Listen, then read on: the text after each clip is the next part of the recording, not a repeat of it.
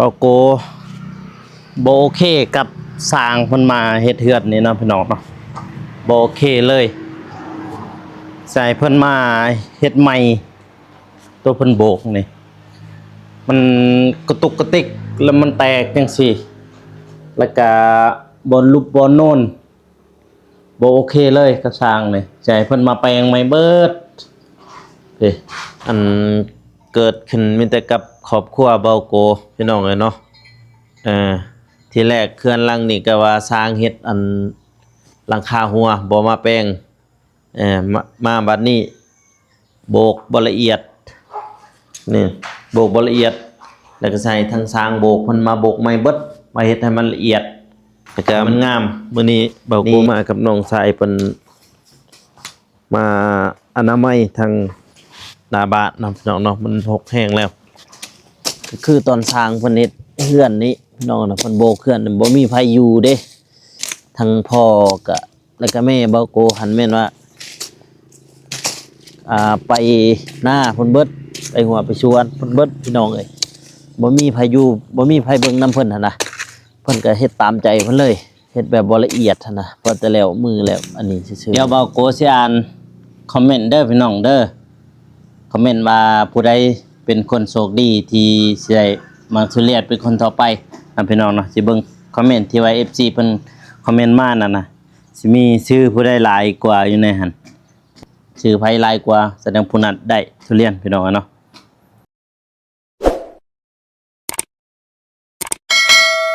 เอาพี่น้องเนาะเปิดภาพมาเด้อพี่น้องเด้อก็มาอยู่บ้านเปาโกเนาะพี่น้องเนาะเปิดภาพตอนเช้าๆพี่น้องเนาะเอาก่อนอื่นมันก็กับทักทายสบายดีเด้อพ่อแม่พี่น้องเนาะบ่ว่าสิอยู่ภายในหรือว่าต่างประเทศก็ยินดีต้อนรับเข้าสู่ช่องเบาโกchannel เนาะพี่น้องเนาะหรือว่าช่องสำห้องของเบาโกเด้อพี่น้องเด้อโดนๆเทื่อสิได้อันลงคลิปเนาะพี่น้องเนาะทางช่องสำห้องพี่น้องเด้อม่วนนี่เอาพี่น้องเนาะมื้อนี้เบาโกก็สิมาอัปเดตอ้อมๆเฮือนแล้วก็สิอนามัยนำพี่น้องเนาะแถวทางหน้าเฮือนอันเฮือนใหม่นั่นแหละพี่น้องเนาะแล้วก็สิให้ทางสร้างเพิ่นมาสืบต่อคือเพิ่นเฮ็ดแบบนั้นมันบ่ละเอียดเลยพี่น้องเนาะมันบ่โอเคนำพี่น้องเนาะก็คือเฮาก็อ่าจ้างเพิ่นเฮาก็อยากได้เฮือนให้มันงามมันดีนั่นแหละพี่น้องนะแต่เบิ่งระบบรูปโน่นรูปยังอยู่พี่น้องเนาะอันนี้ก็งัวอันแม่เบาโกเนาะพี่น้องเนาะผู้โตใหญ่นี่ไปจะได้เจ้าถาเกลือ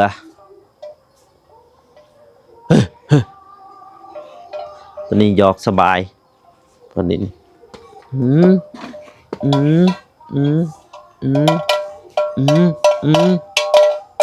อืมแต่ว่าตอนนั้นมีงัวน้อยแต่ว่าตอนนี้งัวน้อยตายแล้วตัวเขาไปอันยิงแม่มันหันขาหลักไปยิงใช้จักรลัดลองมันไปตัดอันทางนาเบิ่งหันเอาเบิ่งจักรพี่ไอ้ใช้จักรพี่ไอ้ครีมได้บ่มีอยู่จักรอยู่ใช่อยู่เทิงหั่นนี่อันงัวทางแม่เบาโกก็เป็นเจ้างัวนี่ละใหญ่กว่าหมู่ยับตัวงัวอันนี้เขตนี่ตัวนี้ละใหญ่กว่าหมู่พุ่นแต่ว่าเบิ่งพุ่นแน่นี่อันกาแฟหรือว่าสวนกาแฟก็ปลูกแล้วเลยเด้อพี่น้องเด้อสวนเบาโกนั่นน่ะแล้วเจ้าไผเป็นเจ้าห้วยน้องเอ้ยไปทางอันหญ้าทางหน้าเฮือนนั่นก่อน มาทางหญ้าทางหน้าบ้านน้ำมันนั่นก็แล้วก็จะให้สร้างเพิ่นมา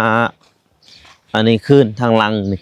ตัวเพิ่นเฮ็ดอันนั้นให้มันละเอียดให้มันงามเลยคันบ่ได้บ่เอาสร้างนี่ก็ได้สร้างบ่เป็นตา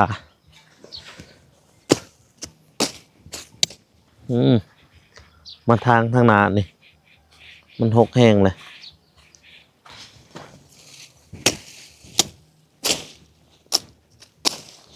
หินเฮ้ยปงติคุณไปทางมึงทางลมเจ้านะไปเราโกสิทางหญ้าก่อนนำพี่น้องนะตามนี้อ้อมทางหน้าบ้านนี่มันหกแห้งเลยเด้จักกะพูนอยู่เฮือนเอื่อยพูนกับน้องชายคือเก่าแต่ว่าปูนนี่ก็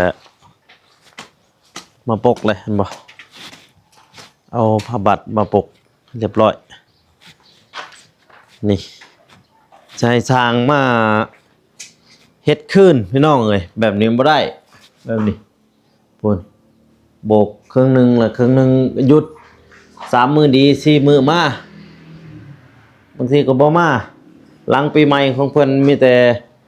ตัวเทิงนี่กับเบื้องหน้าครับยามจากมากก็มายังบ่มาก็แล้วแบบนี้มันบ่ได้ได้แบบนี้เบิ่งลุบเบิ่งโน่นพุ่นพี่น้องเอ้ยมาเกิดกับครอบครัวเบาครัวแบบนี้พี่น้องเนาะเกิดขึ้นมีแต่กับครอบครัวเบาโกแบบนี้แต่ก่อนก็ว่าหลังคานี่มากอะโบกอีกลุบโน่นอยู่พี่น้องเอ้ยนี่บ่สูเห็นบันไดดอกในเกาะเฮาเห็นอยู่ดอกแล้วก็มันก็แตกขึ้นมาเลยแตกนี่มันแตกไปแหละแบบนี้คือสร้างพนันจากมือได้สิมา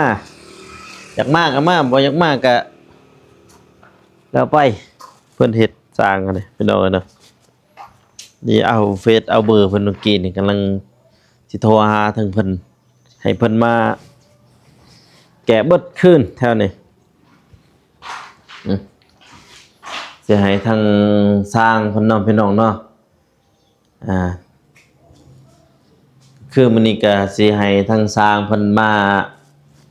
อันนี้คืนมาแก้ให้คืนตัวแถวนี้นี่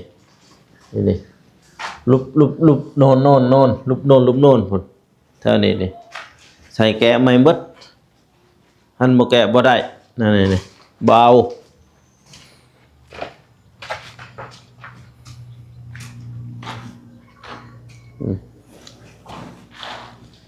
อันเกิดขึ้นมีแต่กับครอบครัวเบาโกพี่น้องเอ้ยเนาะที่แรกเขื่อนหลังนี่ก็ว่าสร้างเฮ็ดอันหลังคาหัวบ่มาแปลงมาบัดนี้โบกบ่ละเอียดนี่โบกบ่ละเอียดแล้วก็ใส่ทางสร้างโบกเพิ่นมาโบกใหม่เบิดมาเฮ็ดให้มันละเอียดให้มันงามนี่บางเบิ่งบอลลุบบอลบ่บอลลุบบอลโน่นพี่น้องเอ้ยบ่ได้แบบนี้ใส่เพิ่นมาแก้ไขขึ้นคันบ่ได้ก็บ่เอาไรพาหนึ่ง400,000เพิ่นไรนี่พา400,000กับโบกตามใจเลยเฮ็ดอึกกระทึกกระโคมมันนี่สิให้แล้วก็มื้อนี้เบาโกมากับน้องชายเพิ่นมาอนามัยทางหน้าบ้านเนาะพี่น้องเนาะมันหกแห้งแล้ว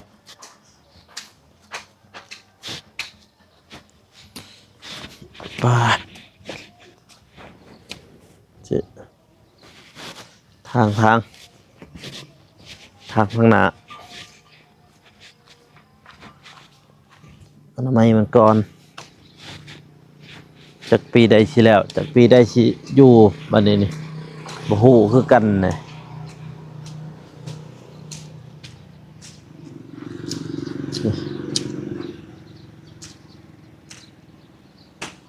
ทางหญ้าเท้าจักตัดกะได้คือกันแต่ว่ามันมีแต่หินนี่เลย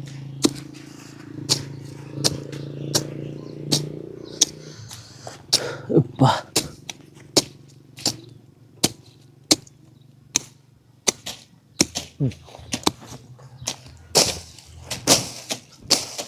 เพราะว่าตอนนั้นก็คือตอนสร้างเพิ่นเฮ็ดเฮือนนี้พี่น้องน่ะเพิ่นโบกเฮือนบ่มีไผอยู่เด้ทั้งพ่อก็แล้วก็แม่เบาโกหันแม่นว่าไปหน้าเพิ่นเบิดไปหัวไปชวนเพิ่นเบิดพี่น้องเอ้ยบ่มีไผอยู่บ่มีไผเบิ่งนำเพิ่นหั่นนะเพิ่นก็เฮ็ดตามใจเพิ่นเลยเฮ็ดแบบบ่ละเอียดหั่นนะพอแต่แล้วมือแล้วอันนี้ซื่อๆนี่อันนี้ก็เว้าความจริงเลยพี่น้องเอ้ยบ่ต้องเป็นต้องปิดบัง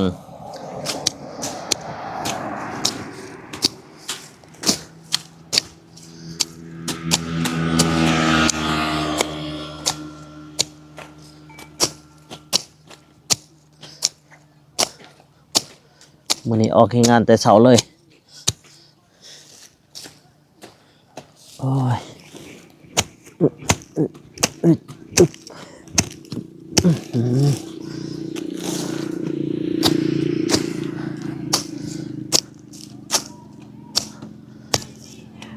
ทำไม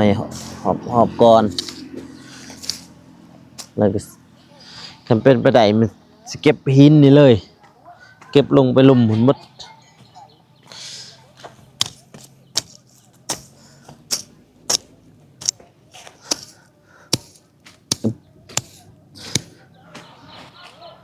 แล้วก็อันนั้นแน่พี่น้องเลยแล้วก็อย่าลืมเด้อพี่น้องเด้อคอมเมนต์มาคือเก่าคือเดิมพี่น้องเลยเนาะคอมเมนต์มาว่าจะเอาทุเรียนไปให้ผู้ใดหั่นไปหาน้องอภรบ่ไปหาน้องเดิมบ่นะคอมเมนต์มาเลยมีซื้อผู้ใดหลายกว่าอยู่หั่น FC เพิ่นคอมเมนต์ผู้ใดหลายกว่าแสดงว่าผู้นั้นได้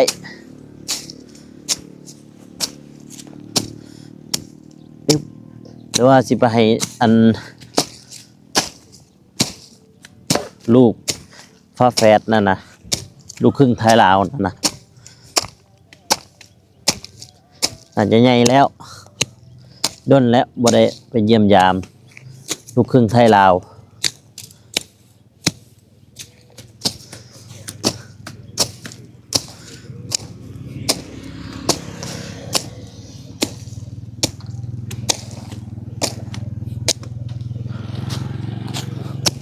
ปิดเลยนี่สร้างบ่ได้มาเฮ็ดเฮือนนี่ก่อนหน้านั้นหลังปีใหม่พี่น้องเนาะแต่ปีใหม่หั่นหรือว่าแต่สงกรานต์น่ะเพิ่นมา2เทื่อเทื่อนึงเพิ่นมาหั่นเพิ่นมาโบกโตเบาโกสีเมื่อกี้นี่แล้วก็เพิ่นตัวทางทางพ่อแม่เบาโกอีกว่ามื้อนี้ตัวเองสิมาโบกให้เด้อเพิ่นว่าจังซั่นพี่น้องตัวว่าสิมาโบกแล้วก็แม่เบาโกก็เป่งน้ำใส่กระพุ้ยหั่นเด้เพราะว่าใส่โป้มมาทางนี้นี่เป่งน้ำใส่กระพุ้ยปะไว้ไรว่าเพิ่นมาเนี่ยมันจึงบ่ยากเล่านะแต่ว่าถ้าไปถ้ามาบ่เห็นมาจักเทื่อสร้างอันนี้ก็ได้โอ้ยเนาะบ่มีสัจจะในการเป็นสร้าง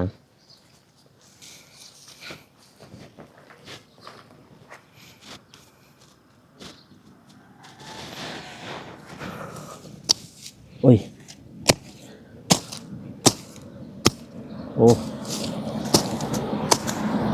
เดี๋ยวไปหินบัดแล้วก็อันสิได้เก็บหินพวกนี้แล้วพี่น้องพุ่นลงไปใส่พุ่น จิบพินลงใส่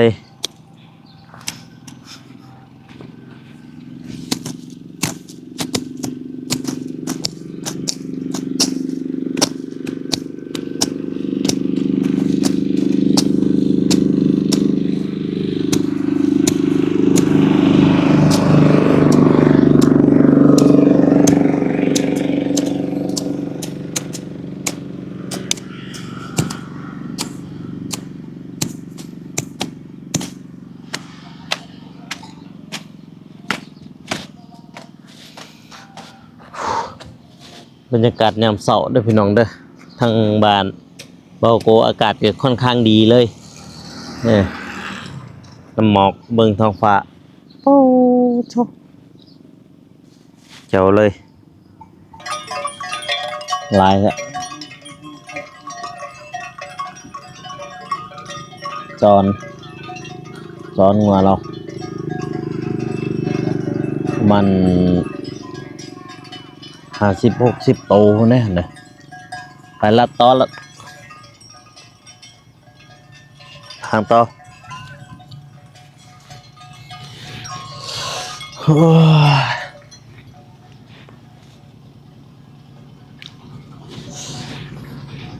ทางต่อ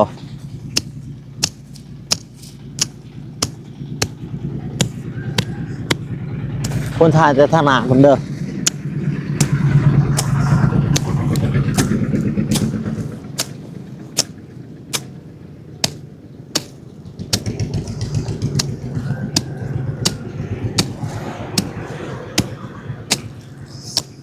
โอ้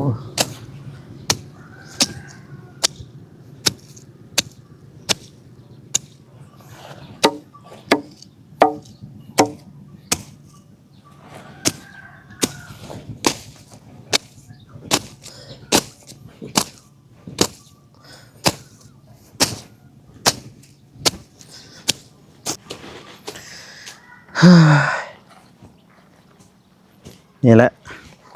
เพื่อนพี่น้องเอ้ยก็คือเปาโกโบโอเคกับสร้างมันมาเฮ็ดเฮือนนี่เนาะพี่น้องเนาะโบโอเคเลยใส่เพิ่นมาเฮ็ดใหม่ตัวเพิ่นโบกนี่มันกระตุกกระติกแล้วมันแตกจังซี่แล้วก็บนรูปบนโน่นบ่โอเคเลยกระสร้างนี่ใส่เพิ่นมาแปลงใหม่เบิดเฮ้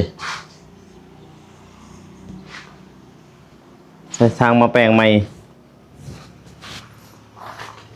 ทางพื้นนี่เดี๋ยวสิถ่ายทางพื้นให้เบิ่งทางลุ่มนี่ให้เบิ่งนี่ตัวแม่บอกกูแป้งน้ำไว้แล้วเพราะว่าสร้างเพิ่นมาว่าติงสิมาบัดแล้วก็บ่เห็นมาพี่ทางเกาะเป็นห้องใต้ดินอยู่เฮือนบ่โกเนาะพี่น้องเนาะเลี้ยงพญานาคอยู่ห้องใต้ดินอยู่เฮือนบ่โกเนี่ย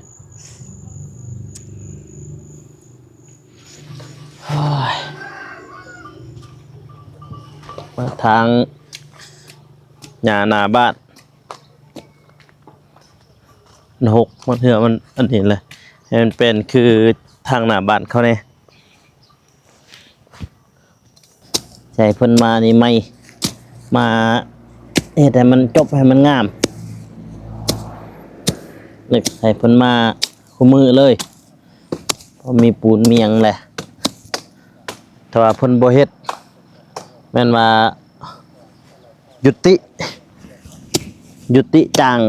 สร้างต่อไปน้องพี่น้องเนาะยุติจ้างสร้างเพิ่นบ่เฮือนนะเพราะเพิ่นบ่เฮ็ดแล้วนะหาคนอื่นเฮ็ด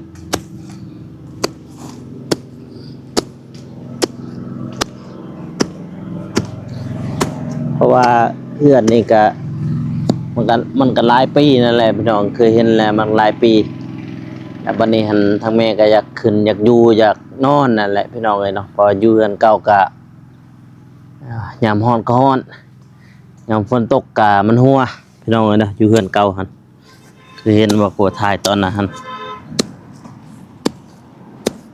อยากให้สร้างเพิ่นมาเฮ็ดใหม่ตัวเพิ่นเฮ็ดบ่ละเอียดนะเฮ็ดใหม่แล้วก็สิเอาสร้างอื่นมาเลยหาสร้างอื่นมาเลยซะบ่เอาแล้วบัดนี้พี่น้องเอ้ยสร้างนี่เปิดภาพมาก็นั่งก่อนแล้วก็เดี๋ยวเบาโกสิอ่านคอมเมนต์เด้อพี่น้องเด้อคอมเมนต์ว่าผู้ใดเป็นคนโชคดีที่สิได้มาทุเรียนเป็นคนต่อไปนะพี่น้องเนาะสิเบิ่งคอมเมนต์ที่ว่า FC เพิ่นคอมเมนต์มานั่นน่ะ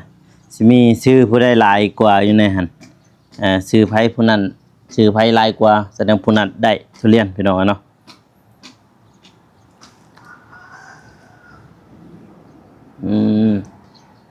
อันดับที่1เพิ่นคอมเมนต์มาเอาทุเรียนไปให้น้องอำพรแน่เพิ่นว่าพี่น้องเนาะนี่น้องอำพร2แล้ว2 3โอ้โห4ให้น้องเดิมเบาเมฆเบานุ่งและทีมงานลาวใต้อัน4คนเลยเด้อน้องอำพรนะ5อันแล้วก็เพิ่นว่าให้เบาฝนเด้อเพิ่นน่ะเบาฝนนี่1เลยโอ้6พอดีน้องอภรพี่น้องเอ้ยน้องอภร6เทื่อแล้วอ้อเจ้านี่ก็น้องอภรนี่พอดี7โอ้มีแต่อัน FC เพิ่นคอมเมนต์ว่าเอาไปให้น้องอภรแน่พี่น้องเอ้ยน้องอภรหลายกว่าหมู่เลยอยู่ในนี่อยู่ในอันคอมเมนต์นี่หลายกว่าหมู่เลยไผๆก็ว่าน้องอภรแน่ให้น้องอภรแน่น่าจะแม่นหรือว่าจะเป็นคนโชคดีเนาะพี่น้องเนาะสิได้มักทุเรียนเป็นคนต่อไปก็คือน้องอภรนั่นแหละพี่น้องเนาะเพราะว่าในคอมเมนต์หลายขนาด FC เพิ่นว่าให้น้องอภรแน่ให้น้องอภรแน่จัดไปพี่น้องนะแล้วก็ถ้าเบิ่งถ้ารุ่นคลิปต่อไปเด้อพี่น้องเด้อของเบาโกเนาะพี่น้องเนาะก็สิเอามักทุเรียนไปให้น้องอำพรเนาะพี่น้องเนาะก็คือผู้ที่โชคดีแล้วก็มีรายชื่อในคอมเมนต์หลายที่สุดก็คือน้องอำพรพี่น้องเนาะคนโชคดีก็คือน้องอำพรนั่นแหละพอได้ก็ว่าให้น้องอำพรแน่เบาโกให้น้องอำพรแน่แล้วก็น้องเดิมนี่บ่ทันเห็นเด้อพี่น้องเด้อในคอมเมนต์นี่บ่ทันไผคอมเมนต์เลยเห็นแต่ว่าน้องอำพรว่าซั่นเป้าโธเอาบัดนี้พี่น้องเนาะจะได้ก็จะเลยคำตอบแล้วคือผู้ที่โชคดีก็แม่นน้องอำพรพี่น้องถ้าเบิ่งถ้าคลิปเดี๋ยวสิไปถ่ายให้เบิ่งนำพี่น้องนั่นแล้วก็สิเอาทุเรียนให้เพิ่นเอาท้ายนี้ก็ทางเบาโกเองก็สิอวยพรให้ผู้ใหญ่ทุกท่านจงมีแต่ความสุขความเจริญเด้อพี่น้องเด้อความเจ็บอยู่สุดใดความไข้อยู่สุมีให้หังให้มีให้ร่ำให้รวยเฮงๆปังๆตลอดศาสตร์ตลอดปีเด้อพี่น้องเด้อFC นำพี่น้องเนาะเอาท้ายนี้ก็เบาโกก็สิขอตัวลาไปก่อนเด้อพ่อแม่พี่น้องเนาะแล้วพบกันคลิปหน้าหรือว่าคลิปต่อไปของเบาโกเด้อพี่น้องเด้อสำหรับคลิปนี้ขอกล่าวเข้ามาสบายดีพี่น้องเอ้ยแล้วเจอกัน EP หน้าเด้อพี่น้องเด้อบ๊ายบาย